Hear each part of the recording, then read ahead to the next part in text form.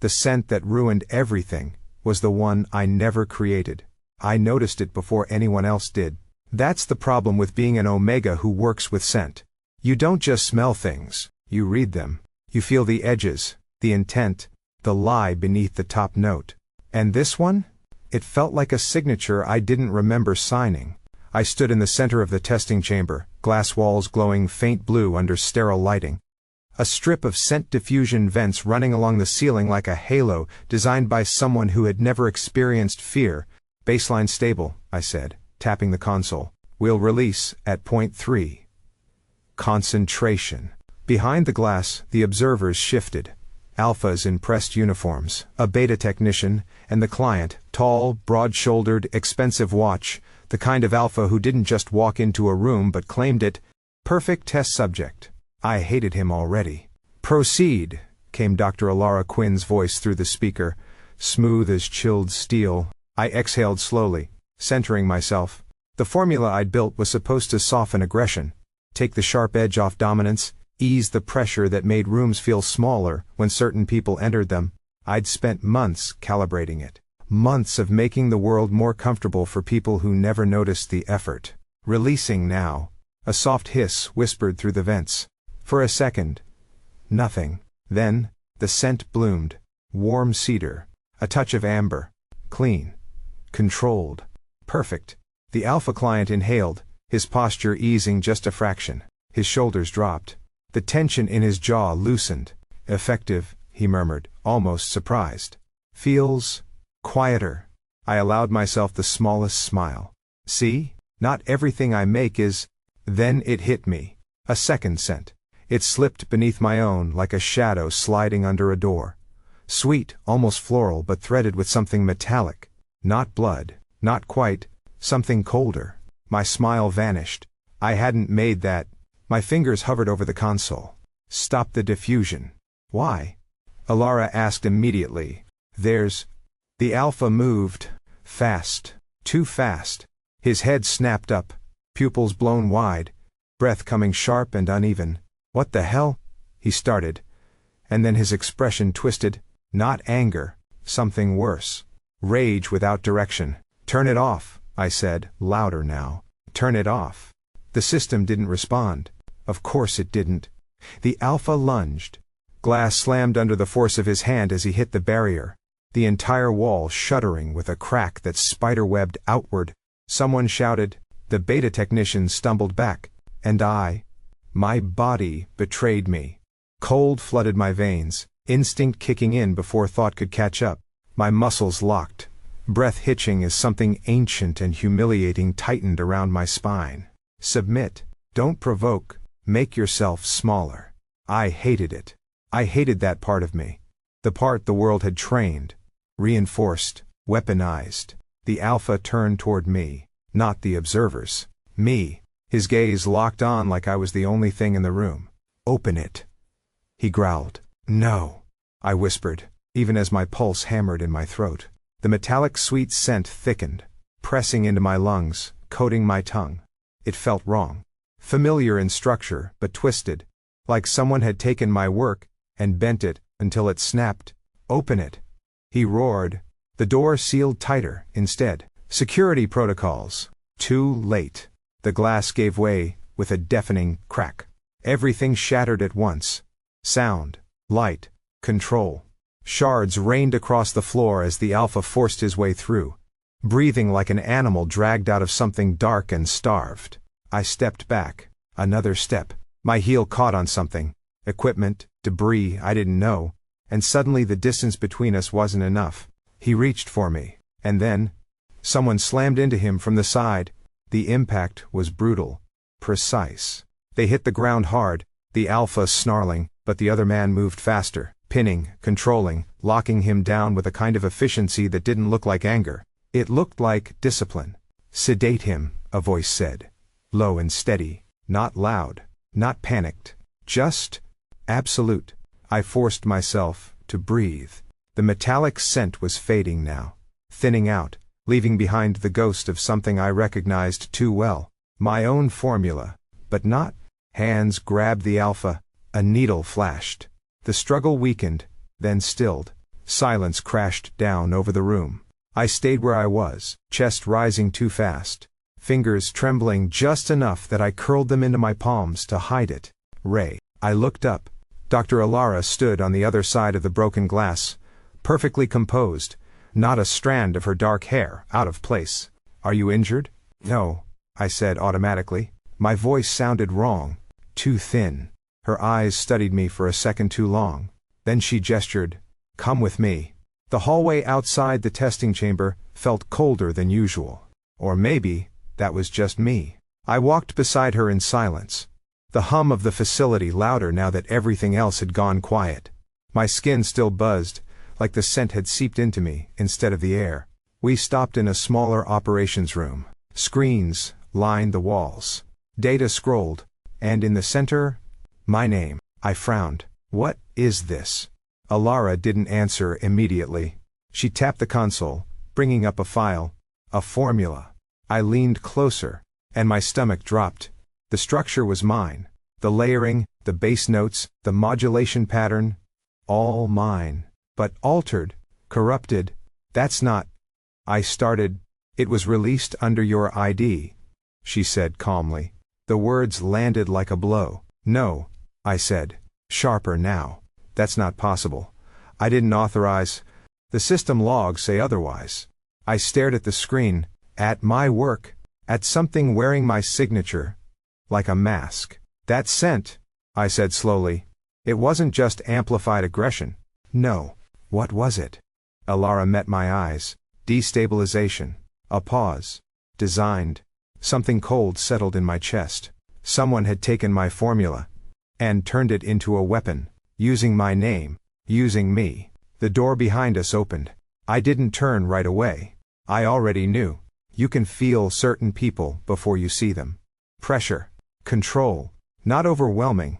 Just undeniable. Security reassignment confirmed. A voice said, low, even. I turned.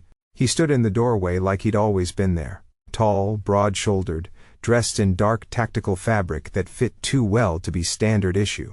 His expression was unreadable, eyes sharp, scanning the room in a single sweep before settling on me. Alpha, of course, but not like the others. There was something contained about him, like a storm that had learned how to stay still. This is Vince Ardent, Alara said.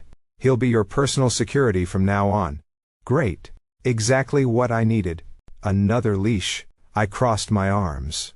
I didn't ask for one. No, Vince said, stepping fully into the room. You didn't. His gaze flicked over me, clinical, assessing, like I was a problem to solve. I tilted my head, meeting it head on. You smell like trouble, he added. I snorted. And you smell like a system error. For a second, just a second, something shifted in his expression. Then it was gone. From now on, he said, voice steady, final, you don't move without me. I looked back at the screen, at my name, attached to something I hadn't created, at a scent that could make alphas tear through glass, at a system that already decided what I was, weapon, tool, Omega. I exhaled slowly. Yeah, I muttered, that sounds less like protection. My eyes lifted to his, and more like a threat. The first thing I learned about being under protection was that it felt exactly like being under surveillance. Same cameras, same controlled access, same lack of choice. The only difference? Now the cage had a heartbeat, and his name was Vince Ardent. You're walking too close. I didn't slow down. You're walking too loud. I'm not. You are. It's very alpha of you. Silence. I smirked slightly and kept moving down the corridor, hands in my pockets, like I wasn't being escorted through one of the most secured sections of the facility, which technically I was. Every door opened a second before we reached it. Every camera tracked us. Every passing employee pretended not to stare. They all knew. They always knew. The Omega who made alphas behave had just broken one, or worse, designed it. You're enjoying this, Vince said behind me. I glanced over my shoulder. Enjoying what? Being treated like a walking hazard? His expression didn't change. It never did. Which was starting to feel less like professionalism, and more like a personal attack. Your behavior suggests you're not taking this seriously. Oh, I'm taking it very seriously, I said, pushing open the door to the elevator before it could open automatically, just to feel like I had control over something. I just don't see how adding you to the situation improves anything. He stepped in after me. The doors slid shut with a soft hiss. For a moment, it was just the two of us in a box of mirrored steel. Too close. Too quiet. I could feel him. Not just physically. His presence had a structure to it. Tight, compressed, like every instinct he had was locked behind reinforced walls. It was unnerving, and worse. It was interesting. You're the variable, he said. I blinked. Excuse me? The attacks are linked to your work, your access, your ID. His gaze flicked to me through the reflection. You're not the victim here, Ray. You're the center. I turned fully toward him. Wow, I said. And here I thought you were hired to protect me, not profile me. I was hired to do both. Of course he was. I leaned back against the elevator wall, crossing my arms. Let me simplify this for you, Vince. If I wanted to weaponize my own formulas, I wouldn't be stupid enough to tag them with my name. Unless you wanted to send a message. I smiled. Slow and sharp. And what message would that be? That you can't be controlled. For a second, something flickered in my chest. Not fear. Recognition. Then the elevator doors opened, and the moment snapped. The observation room looked like every other control center in the facility. Dim lighting, rows of screens, too many people pretending they weren't listening. Dr. Alara stood at the center, tablet in hand, as composed as ever. Ah, she said, glancing up as we entered. Good. You're here. I resisted the urge to say, unfortunately, what's the update? I asked instead. She tapped the screen, and the wall display shifted. Footage, grainy, security cam angles, a crowded street, an alpha, stumbling, then, violence, fast, sudden, uncontrolled, another clip, a different location, same pattern, another, and another, each one ended the same way, chaos. This started 32 minutes after your incident, Ilara said calmly. Multiple locations, similar chemical traces. I stepped closer to the screen. Even through the distortion, I could see it. The pattern, the rhythm of the reaction. That's not random, I murmured. No, that's layered. Yes. I let out a slow breath. Someone had refined it, improved it. My stomach twisted. Behind me, I heard movement.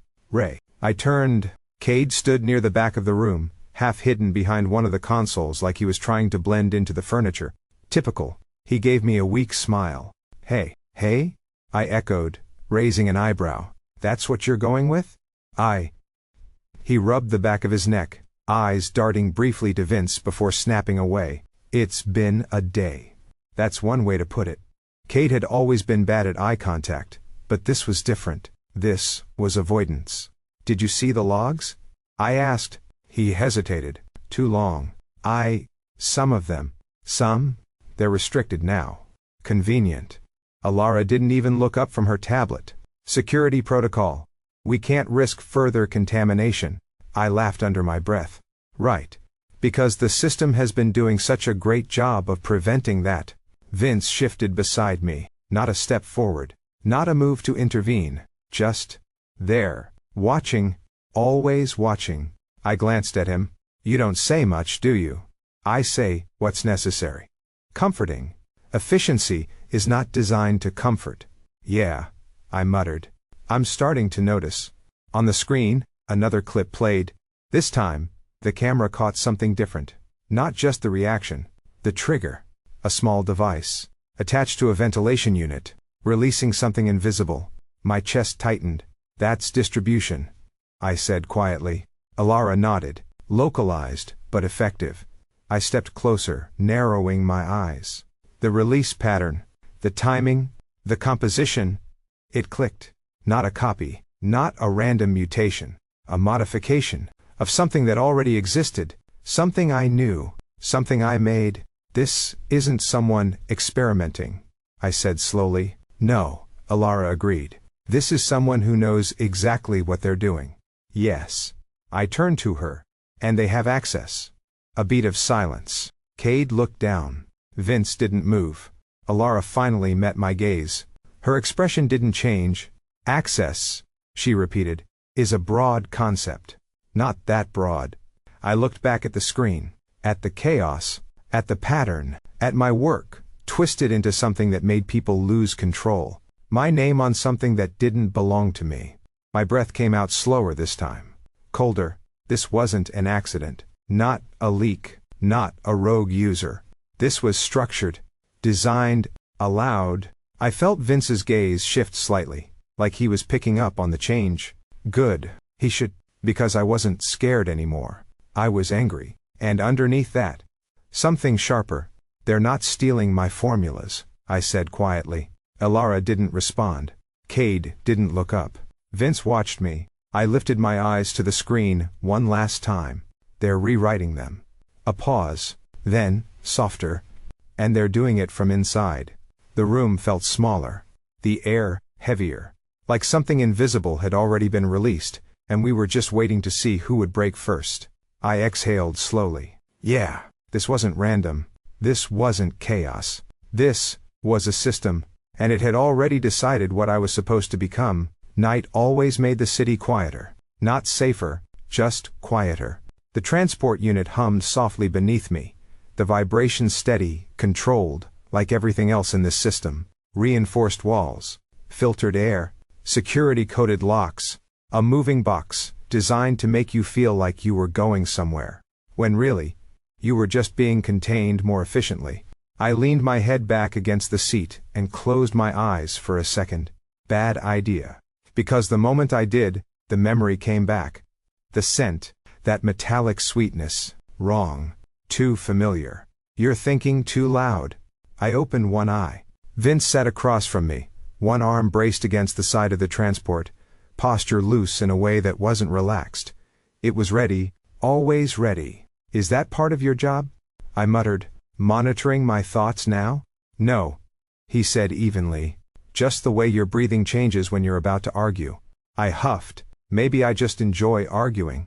That would be consistent. I rolled my eyes and looked away, watching the tunnel lights flicker past the narrow window. The city above us might have been chaos by now. Reports, lockdowns, containment zones. But down here, everything was controlled. Predictable. Safe. Which in my experience, meant. The lights flickered. Once. Twice. Then went out. The transport lurched. Hard. My body jerked forward, hands catching the edge of the seat, just before impact. Somewhere, metal screamed against metal, as the vehicle ground to a halt. Silence. Then, a hiss. Soft. Familiar. My stomach dropped. No, I breathed. Vince was already moving. Stay down. Vince. Down, Ray. The command snapped through the air, sharp enough that my body reacted before my brain could protest. I hated that. I hated how easily it worked. But I dropped. The scent hit a second later. Not subtle, not layered. Brutal. It slammed into my lungs like a punch. Sharp, acidic, threaded with something that twisted instinct into something ugly and immediate. Panic. Pure, engineered. My breath stuttered. Too fast. Too shallow. No. No. No. No. My fingers dug into the floor as my body locked, muscles tightening, spine curling inward like I could make myself smaller, less noticeable, less safe. Make yourself safe. Don't provoke. Don't. Ray. Vince's voice cut through the haze. Lower now. Closer. Breathe.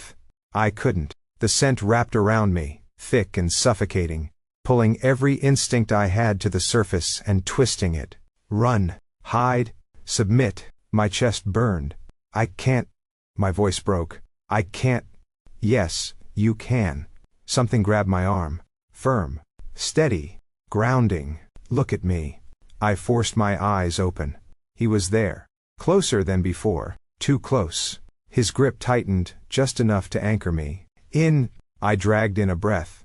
It tasted wrong. Sharp. Metallic. Out. It shook on the way out. Again. I did, and again, and again. The panic didn't disappear, but it shifted. Just enough for my brain to catch up. This isn't random, I gasped. It's targeted. It's designed to... I know. A sound echoed from the front of the transport. Metal. Movement. We weren't alone. Vince's hand dropped from my arm. The loss of contact hit harder than it should have. Stay behind me, he said. I swallowed. That's becoming a theme. Good. Learn it. The door at the front burst open. 2 figures, masks, weapons. And behind them? Another hiss. More scent flooding in. Stronger. Worse. My vision blurred. Vince moved. Fast. Faster than I'd seen before. He didn't hesitate. Didn't warn. He was already there. Closing the distance, intercepting, striking with brutal precision that wasn't about dominance. It was about control. The first attacker went down hard. The second fired. The shot ricocheted off the reinforced interior with a deafening crack. Vince didn't flinch. But something else did. Him. The scent shifted. Not the panic one. Something underneath it. Something his. I felt it before I understood it. It broke through the artificial haze like a fault line cracking open. Not power. Not dominance. Pain. Suppressed. Forced down so deep it had nowhere to go but fracture. My breath hitched. That was real. The attacker lunged. Vince caught him. But this time, there was a slip. A crack. His control wavered. Not toward me. Never toward me. But outward. Explosive. Dangerous. His grip tightened too hard. The man choked. Struggled. And for a second, Vince didn't stop. Vince. My voice cut through the noise. Through the scent. Through whatever edge he was teetering on. He froze. Just for a second. Just enough. Then he released. The attacker collapsed. Silence rushed back in, broken only by our breathing. Too loud. Too uneven. The scent was thinning now. Fading. Or maybe, I was just adapting. I pushed myself up. Legs unsteady. Heart still racing too fast. Vince stood a few feet away, back to me. Shoulders tight. Too tight. Hey, I said, softer this time. No response. I stepped closer, carefully, like approaching something wild that hadn't decided if it was going to bolt or bite. Vince. He turned, slowly, and for the first time. He didn't look controlled. His breathing was off, his eyes sharper, wider, like something inside him had been dragged too close to the surface and didn't know how to go back down. And the scent. God. Without the system filtering it. Without whatever walls he'd built around himself. It wasn't dominance. It wasn't threat. It was pressure. Constant. Relentless. Like he'd spent his entire life forcing himself into a shape that hurt to hold. I took another step. He didn't stop me. Didn't move. Didn't pull away. You feel that?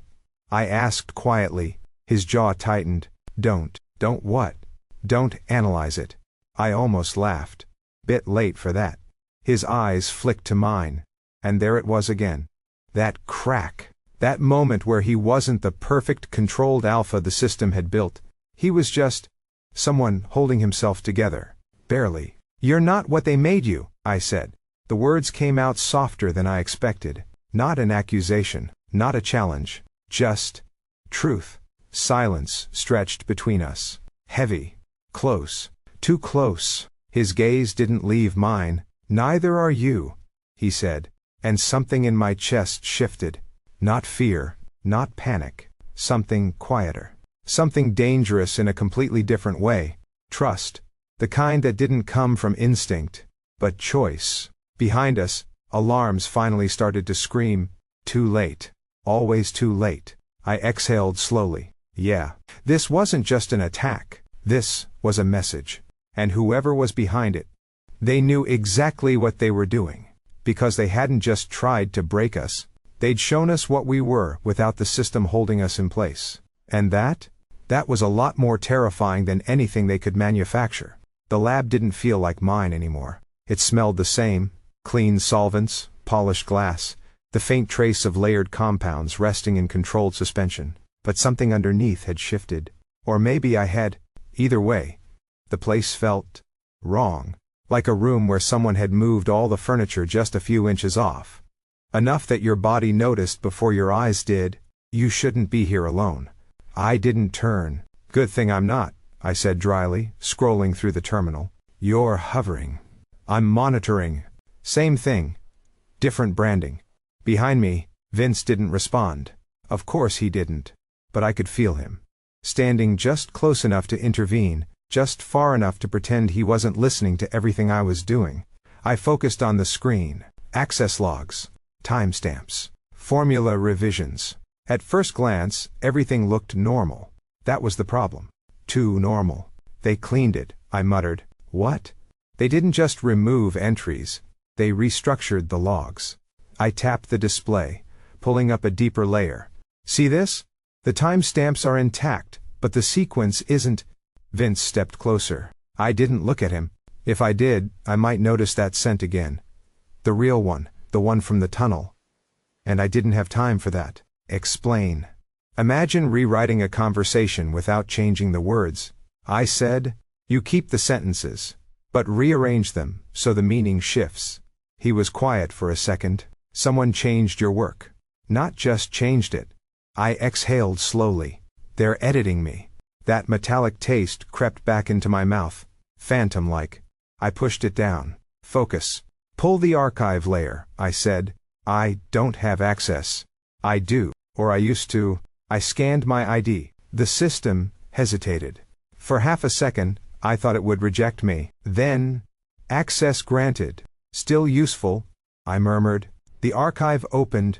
Older versions of my formulas, raw, unfiltered, untouched by whatever had been happening recently. I pulled up the one from the incident, my original, then overlaid the modified version.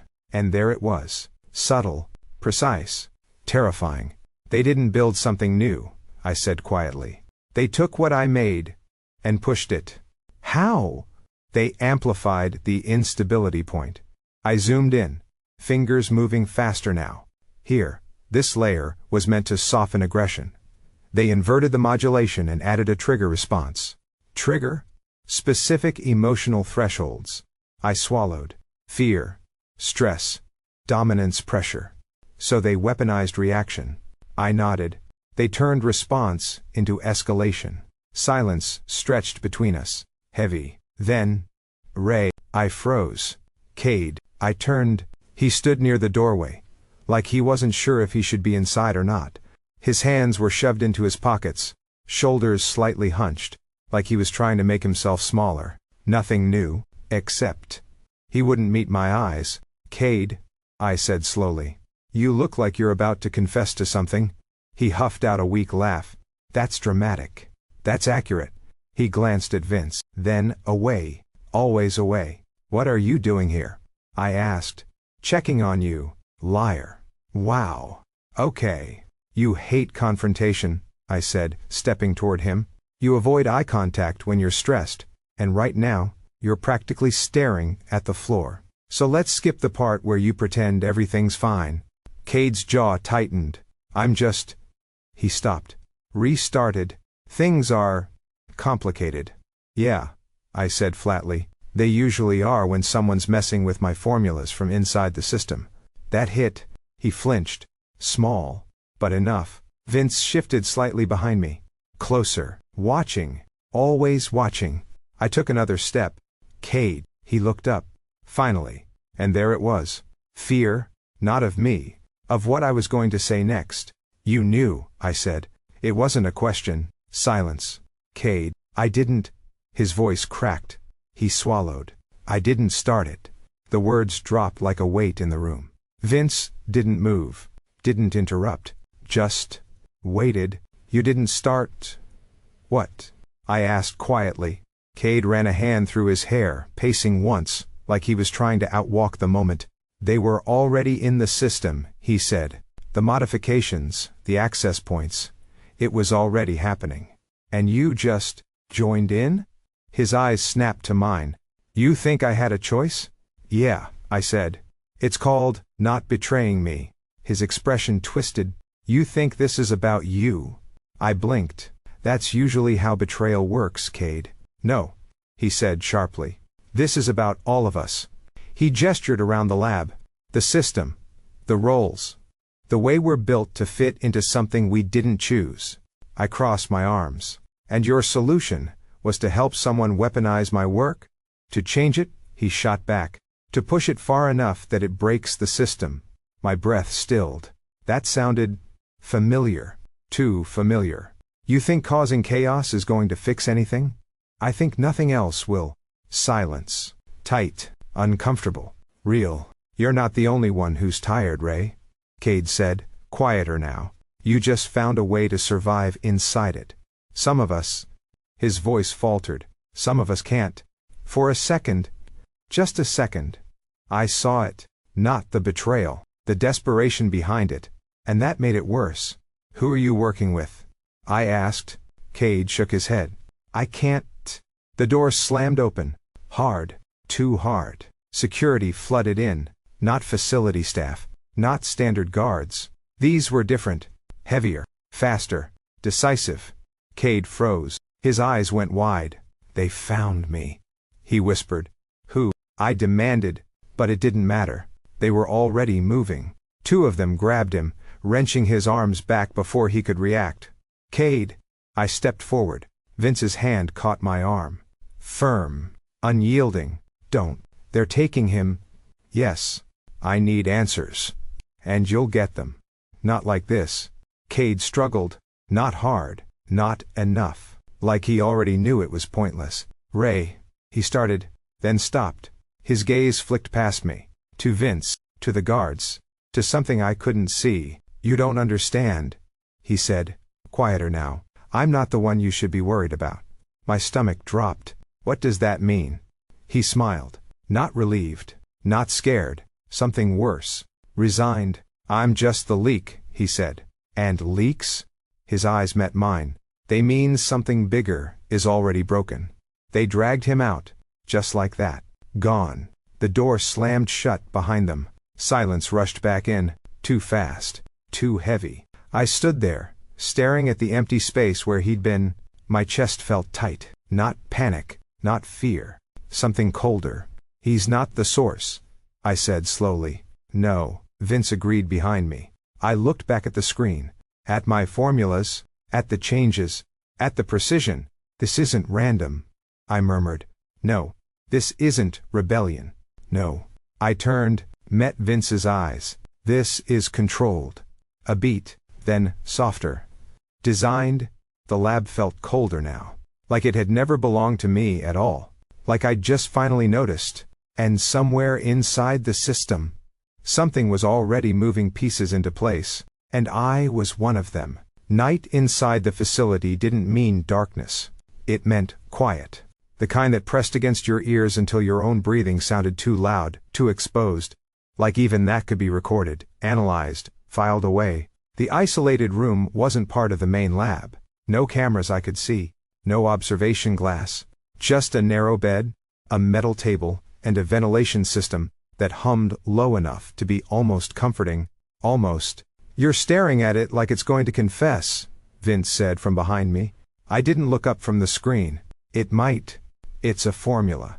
It's a lie, I corrected. That metallic sweet ghost of a scent still lived in my head, like a phantom limb I couldn't cut off. I adjusted the projection, isolating the altered structure again. My work, but stretched into something sharper, more dangerous, more complete.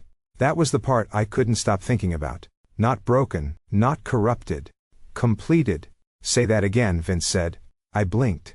Say what again? Your breathing changed. I exhaled slowly. You really do monitor everything. Everything relevant. I huffed softly, then leaned back in the chair, rubbing my eyes. I think I missed something, I admitted. That's not like you. No, I said quietly. It's not. Silence settled between us. Thick, not uncomfortable, just present. I became aware of him again. Not visually, but in that strange, layered way I couldn't ignore anymore. His scent, not the controlled one. Not the clean, structured version he showed the world.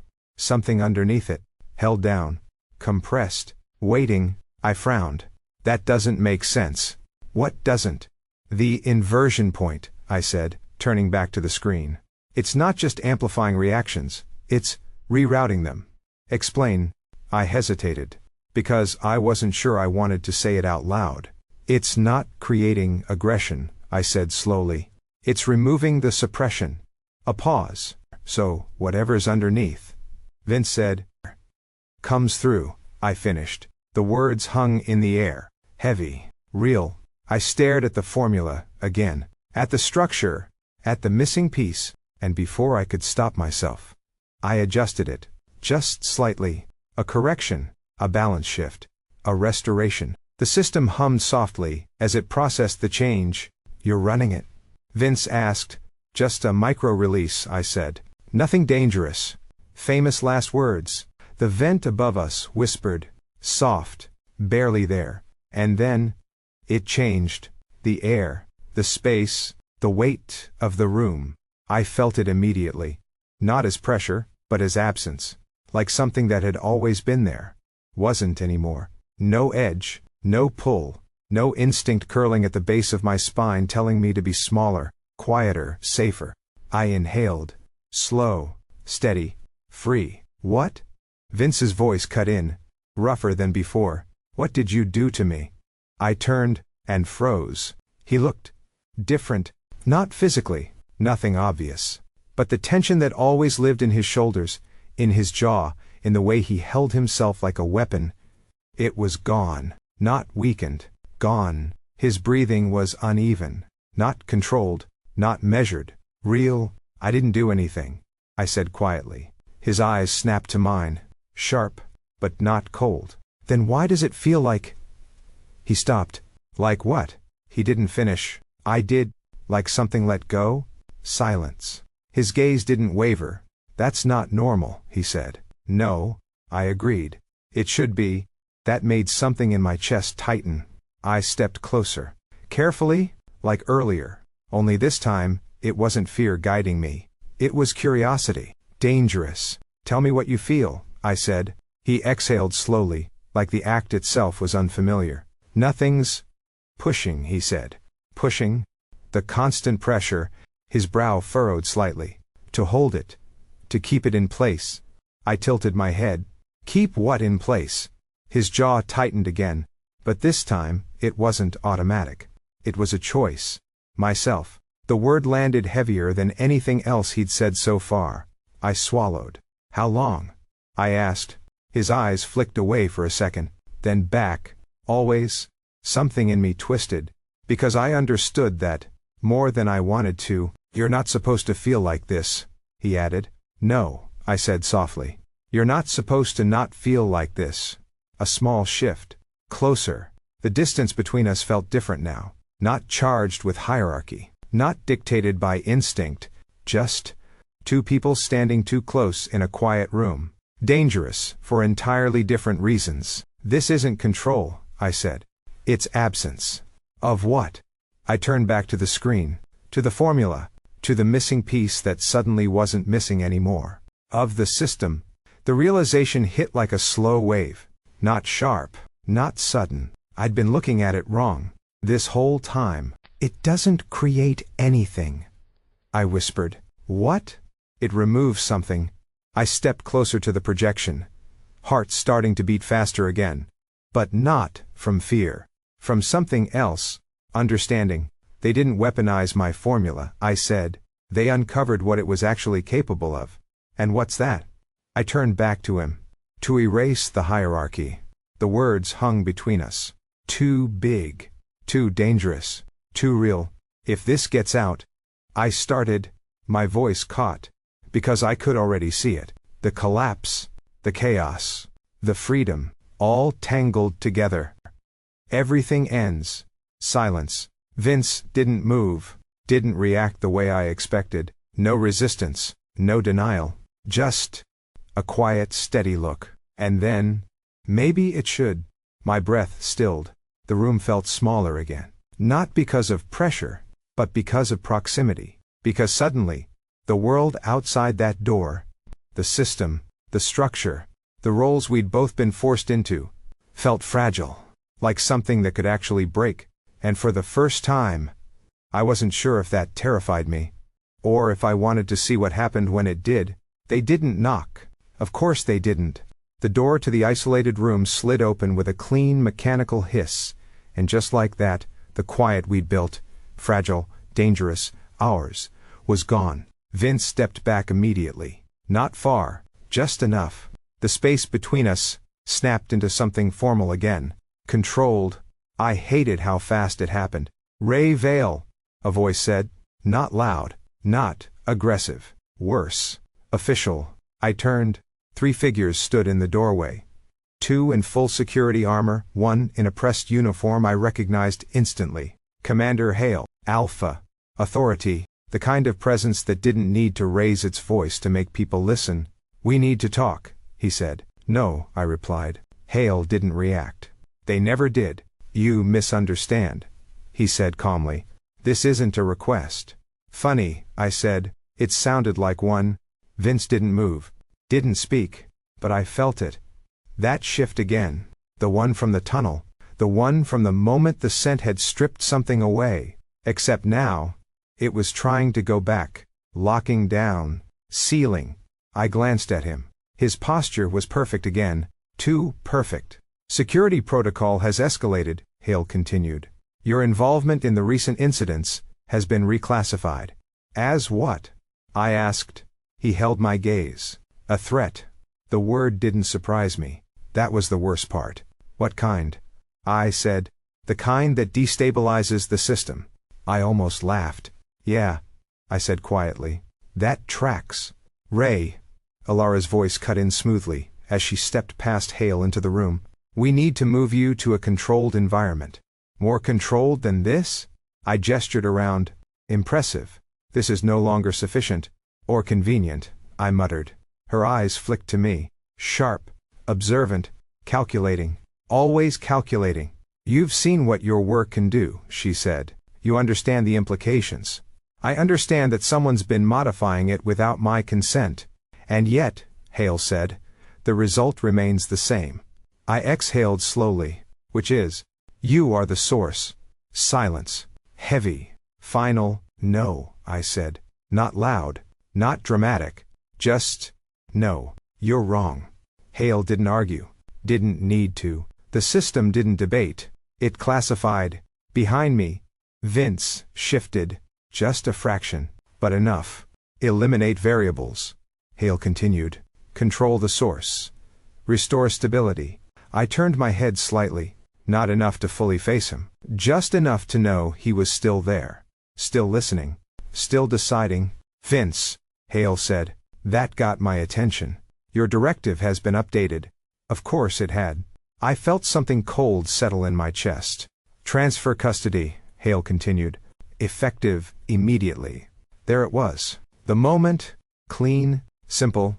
Predictable. Vince didn't respond right away. Seconds passed. Too many. Hale's gaze sharpened. Ardent. "I heard you," Vince said. His voice was steady. Flat. Professional. Exactly what they wanted. Exactly what I expected. I closed my eyes for a second. Yeah, of course. This was how it ended. System wins. Omega contained. Alpha complies. Simple. Efficient. Done. "Proceed," Hale said. Vince moved. I felt it before I saw it. A shift in weight. A step forward. I opened my eyes. Watched him. Waited. And then? He stopped. Not in front of me. Between us. Between me and them. Silence snapped tight across the room. Hale's expression didn't change, but something in the air did. Sharp. Tense. Uncertain. "Explain," Hale said. Vince didn't turn. Didn't look back. "He's not a weapon."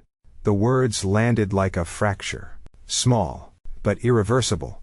Hale's gaze hardened. Then, "He's a liability." Vince's shoulders tightened. Just slightly, not enough for anyone else to notice. Enough for me. "No," Vince said. Still calm. Still controlled. But different. That crack again. That space where something real lived.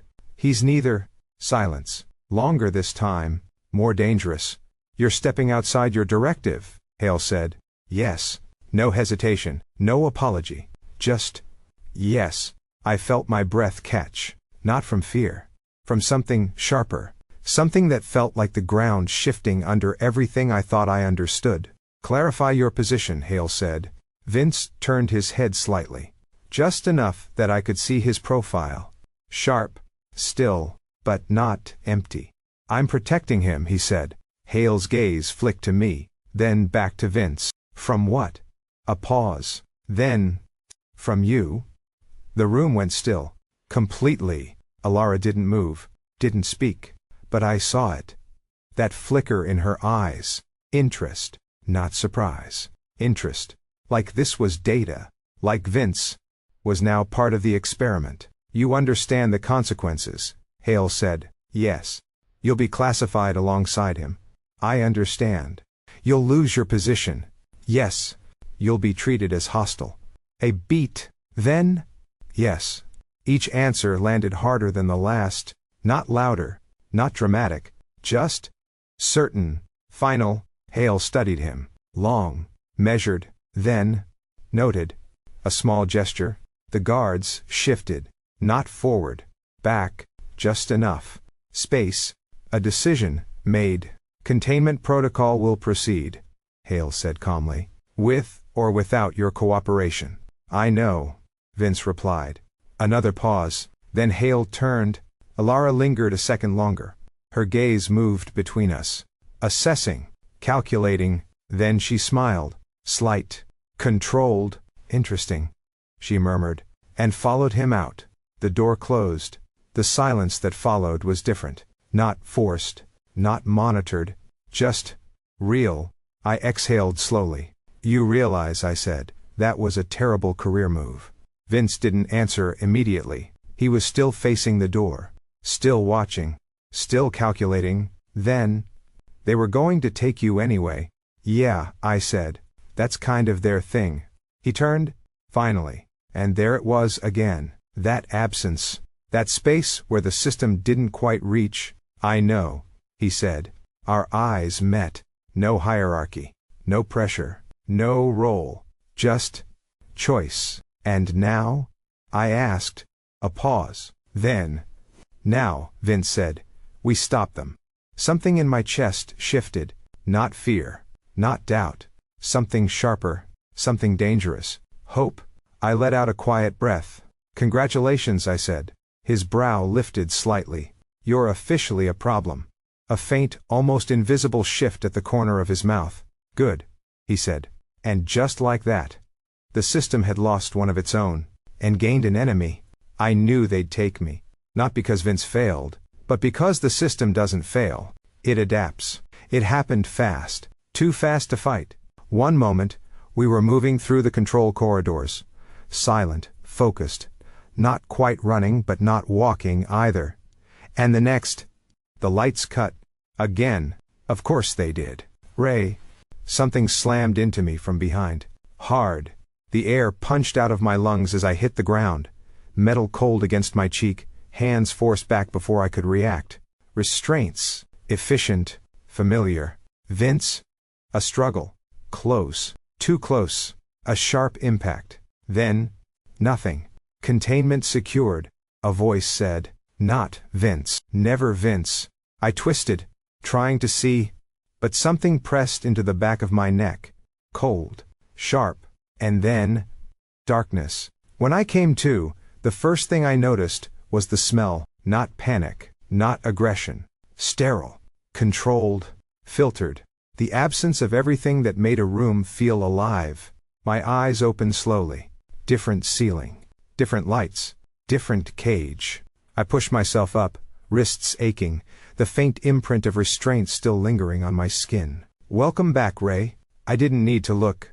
Alara. She stood across the room, hands loosely clasped behind her back, posture as perfect as always. Like nothing had changed. Like she hadn't just had me taken. Where is he? I asked. Straight to it. No games. Her expression didn't shift. Secure. That wasn't an answer. Alive? A pause. Then, yes. I exhaled. Barely. Good. Alara tilted her head slightly. You're more concerned about him than yourself. Someone has to be. A faint smile touched her lips. Interesting. God. I hated when she said that. What do you want? I asked. She stepped forward. Not threatening. Not aggressive.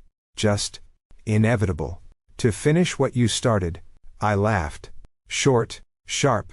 I didn't start this. No, she agreed easily. But you can end it. My eyes flicked past her. The room was larger than it looked at first glance. Reinforced walls, sealed vents, and in the center, a system. Familiar. Too familiar. Diffusion controls. Distribution channels. Amplification nodes. My stomach tightened. You're not just studying it, I said quietly. No. You're going to deploy it. Yes. At scale. A pause. Then. Yes. Of course. Control. Always control. You think this is the solution? I asked, weaponizing something that removes control? Her gaze sharpened slightly. You misunderstand. Do the first? We don't intend to remove control, she said calmly.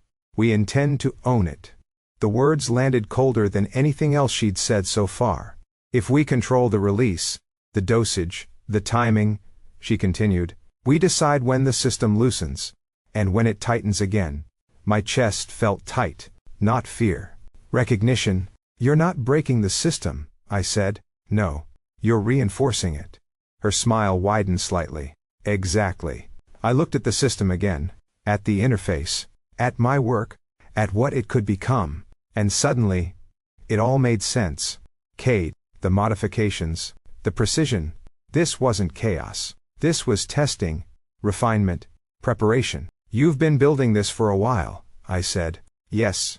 And I was just the missing piece. Her eyes met mine. You're the key. I let out a slow breath. Of course I am. Silence settled between us. Heavy. Final. Complete the formula, she said. Stabilize it. Remove the variables. And if I don't? She didn't hesitate. Then we proceed, without your input. I almost smiled. You can't. Her expression didn't change. But something in her eyes did. A fraction. A flicker. You can't finish it without me, I said. You can approximate it. Push it. Break it. I stepped closer to the system. But you can't complete it. A pause. Then. No. She said, honest. At least about that. So, I continued softly. This is the part where I get to choose. Her gaze sharpened again. Yes. I looked at the interface. At the formula, at the final layer, I hadn't fully understood until now. It wasn't about adding anything. It was about removing something, always had been, the pressure, the instinct, the invisible weight that shaped everything we were. I started working. My fingers moved across the controls, adjusting, refining, completing what had been left open. Elara watched, silent, patient, certain. You're not even going to try to stop me? I asked without looking up. Why would I? She said, you're doing exactly what I need. I almost laughed. Yeah, that's what she thought. The system hummed softly as it processed the final sequence. Almost ready, almost. Ray. I froze. That voice. Faint, distant, but real. Vince, somewhere beyond the walls. Still here, still fighting. Something in my chest tightened. Not panic, not fear. Something sharper. Choice. I exhaled slowly. Then, I changed it. Just one adjustment. Small. Precise. Irreversible. The system accepted it. No alarms. No resistance. Just completion. It's done, I said. Elara stepped forward. Finally, interest sharpened into something closer to anticipation. Initialize distribution. I didn't move. She looked at me. A beat. Then, she did it herself. The system activated. Low, deep. A hum that spread through the walls, through the floor, through the air itself. The vents opened. Across the room. Across the complex. Across everything. The scent released. Not sharp, not aggressive, not overwhelming. Soft, almost unnoticeable, like something that had always been there. Finally allowed to exist. I inhaled. And nothing. No pressure. No instinct curling at the edges of my mind. No pull. No push. Just quiet. Elara frowned slightly. What? She stopped. Her posture shifted. Subtle, but unmistakable. The tension in her shoulders loosened. Her breath changed. Her control flickered. Around us, the system continued to hum, spreading, expanding, unstoppable. It's not, she started. It's exactly what it's supposed to be, I said quietly. Her eyes snapped to mine. What did you do? I held her gaze. I finished it. A beat. Then, you removed the control. Yes. Her breath hitched. Just slightly. Do you understand what you've done? I smiled. Not wide. Not dramatic. Just certain. Yeah, I said. I fixed it. Somewhere in the distance, something changed. Not a sound. Not a movement. An absence. The kind you don't notice until it's already there. The weight. Gone. The pressure. Gone. The invisible system that had shaped every interaction, every instinct, every role. Gone. Silence settled over the room. Not empty. Not cold. Just free. I exhaled slowly. For the first time in my life, my body didn't try to make itself smaller, didn't try to adapt, didn't try to survive. It just was. Alara stood perfectly still, watching, processing, understanding. Too late. Too late for all of it. This will destroy everything, she said quietly. I tilted my head. Or, I replied, it'll show us what we are without it. The hum faded. The system went still, and in the space it left behind, there was nothing forcing us into place, nothing telling us who to be, nothing deciding for us. Just silence. And the terrifying, beautiful freedom that came with it. Silence didn't come all at once. It unraveled. Slowly, like something woven too tightly, finally loosening thread by thread, until the tension gave way, and everything that had been held in place wasn't anymore. At first, people panicked. Of course they did. Alpha stumbled through the absence of pressure, like gravity had shifted. Some reached for control that wasn't there anymore, like trying to grab onto air. Others froze, disoriented, as if they'd just woken up in a body that didn't come with instructions. Omegas. We didn't collapse. We didn't break. We just stopped shrinking. It was subtle. You wouldn't notice it unless you knew what to look for. A straightening spine. A steady breath. A gaze that didn't drop first. The world didn't fall apart. It hesitated. Then it changed. The system tried to recover. Of course it did. Emergency protocols. Containment attempts. Reinstatement of control structures. None of it worked. You can't force something back into place once people realize it was never supposed to be there in the first place. The facility emptied, not violently, not dramatically. Just gradually, like everyone silently agreed to stop playing their assigned roles. Alara disappeared. No announcement, no confrontation, just gone. I wondered if she was trying to rebuild it somewhere else. Or, if she'd finally realized that control without pressure doesn't mean anything at all. Either way, it wasn't my problem anymore. The city felt different. Not quieter, not louder, just honest. People moved without that constant edge beneath their interactions. Conversations paused, restarted, stumbled forward without instinct guiding them. Some of it was awkward. Some of it was messy. Some of it was surprisingly gentle. I walked through it all without flinching, without calculating, without adjusting myself to fit into something I never chose. It still felt strange, but not wrong. Never wrong. The workshop was small. Intentionally. A narrow space on a side street that most people would walk past without noticing. The windows were clean but not polished. The signs simple. The interior filled with shelves of glass vials and raw materials instead of reinforced systems and observation panels. No cameras. No security checkpoints. No control.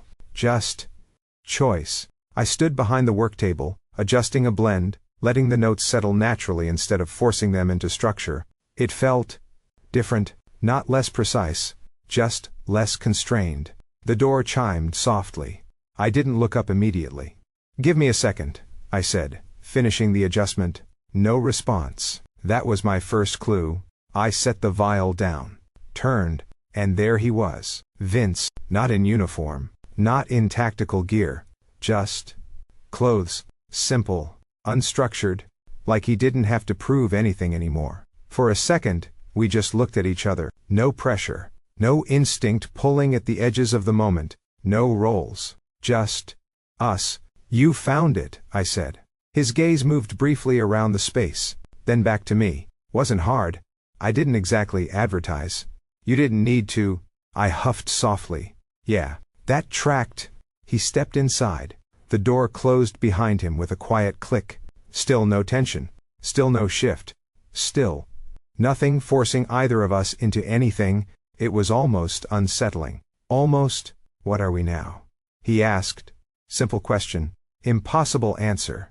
A few weeks ago, it would have been defined for us. Alpha, Omega, protector, asset, system. Now, I leaned back slightly against the table, crossing my arms. Whatever we choose.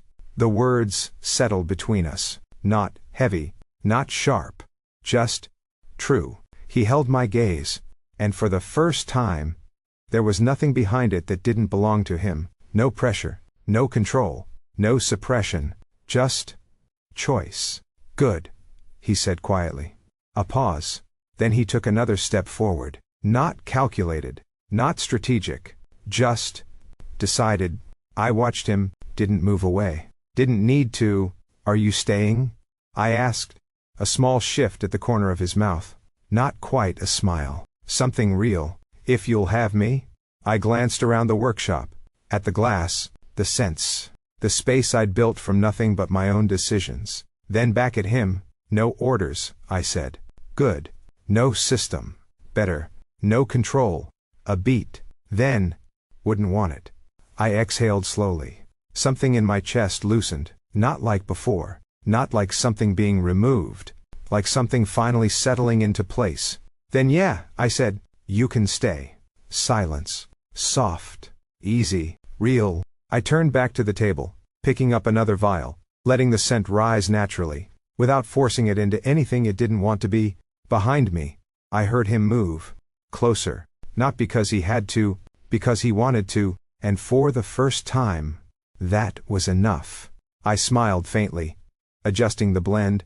No system, no hierarchy, no invisible pressure shaping every breath. Just choice, and the quiet, terrifying freedom that came with it. For the first time, I wasn't defined by what I smelled like, but by who I chose to be.